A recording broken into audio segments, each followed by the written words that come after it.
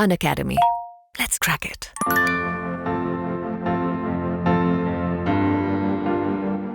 हाय everyone, कैसे हैं आप लोग। Welcome to Unacademy accelerate. I am Pankaj Singh and इस छोटे से वीडियो में हम बहुत इंपॉर्टेंट बात करने वाले हैं। जैसे ऑलवेज ये बात होती है कि जो फॉरेन ऑथर्स की जो स्पेशली अगर प्रॉब्लम फिज़िक्स में जो प्रॉब्लम बुक्स हैं उसका क्या फ़ायदा हो सकता है, मतलब क्या है, कैसा है। तो मैं आपको बताऊं कि इस छोटे से वीडियो में मैं कुछ अलग अलग क्वेश्चन के माध्यम से उसके थ्रू मैं बताने की कोशिश करूंगा कि किस तरह से ये कॉन्सेप्चुअल क्लैरिटी देता है, आपको एक कॉन्फिडेंस देता है ना।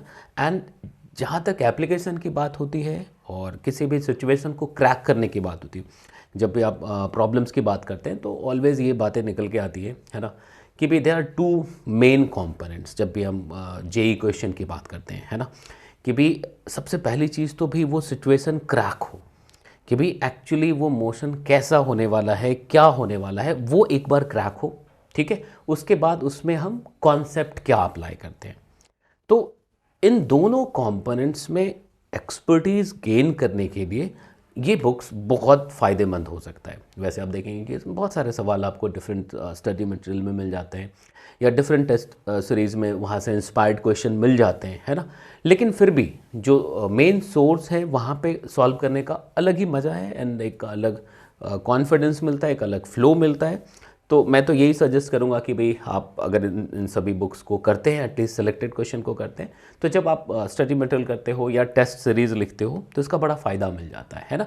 तो अगर हम लोग जैसे यहाँ से शुरू करें, जैसे एक सिंपल सा क्वेश्चन अभी जितने भी आपने थोड़े एनिमेशन के माध्यम से देखे, मैं एक एक करके समझाने की कोशिश करता हूँ। जैसे एक सिंपल सा सवाल देखिए, ये हॉलिक्स से लिया हुआ क्वेश्चन है ना। अब इसमें देखिए एक ही साथ रोलिंग, एनएलएम, फ्रिक्शनल फोर्स, वो सब कुछ दिखेगा आपको, है ना। एक ब्लॉक पीछे अटैच कर दिया गया है, सामने एक रिंग है जो मूव कर रहा था। ठीक है, तो किस तरह से अब एनएलएम अप्लाई करते हैं, कैसे रोलिंग लिखते हैं। अब जैसे ये क्वेश्चन देखिए क्रोटोव का है, इसमें कंस्टेंट रिलेशन का एक बहुत ही शानदार एग्जाम्पल है।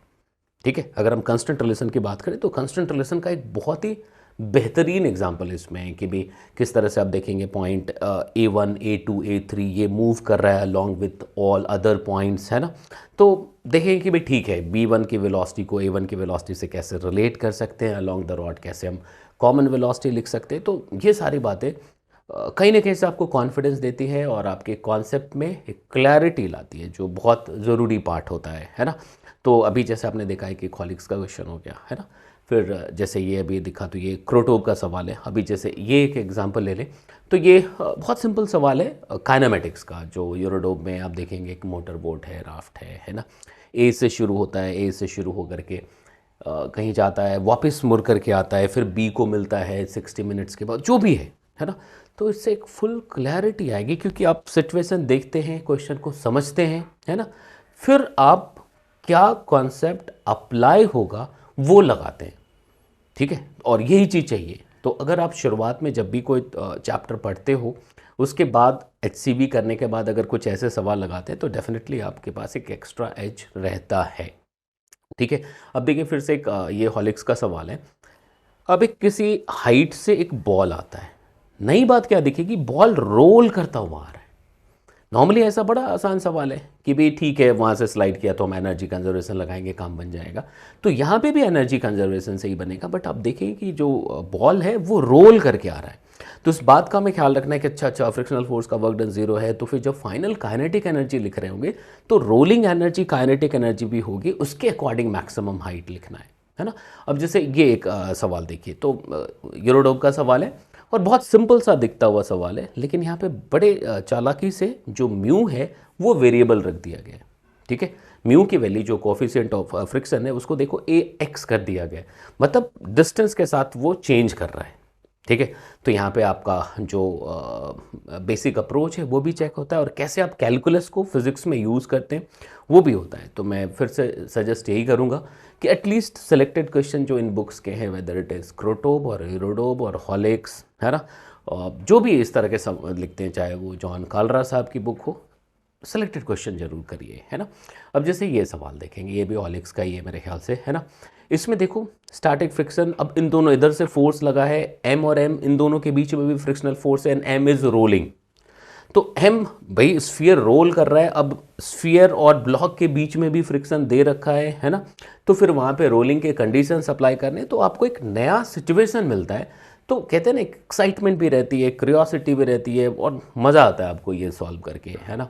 तो फिर से बार बार मैं वही रिपीट कर रहा हूँ, और मैं अभी इस चैनल पे भी सीरीज चला रहा हूँ, और अगर आप लोग डिमांड करते हैं तो डेफिनेटली ये एनिमेटेड सीरीज़ भी चला सकते हैं, जितने भी क्वेश्चन होंगे, है ना। अभी जैसे ये भी सवाल देखिए ऑलिक्स का है, एक हाइट से आता है और किसी हाइट पे कॉन्टैक्ट लूज़ करता है, तो ये थोड़ा सा वो बहुत सिंपलर साइड में हो जाता है, पर एनर्जी कंजर्वेशन अगर ढंग से लगाएंगे एंड रोटेटिंग फ्रेम में जाकर के एनएलएम लगाएंगे तो बड़े आराम से काम हो जाता है ना।